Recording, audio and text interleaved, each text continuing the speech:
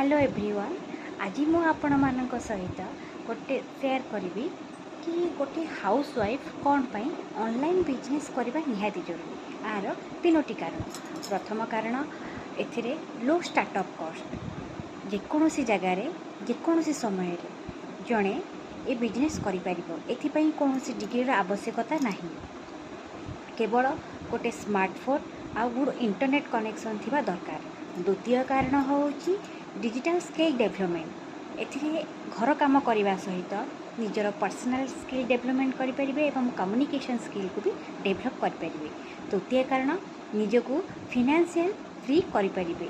आपणकर दैनंदिन जीवन में हो जो छोट मोट खर्च से आपको आपण हजबैंड को ऊपर निर्भर करने को पड़ोनी कि घरर कौन सी फैमिली मेंबर को ऊपर भी निर्भर करने को पड़ोनी। एथिरे आपण निज खर्च निजे उठे पारे।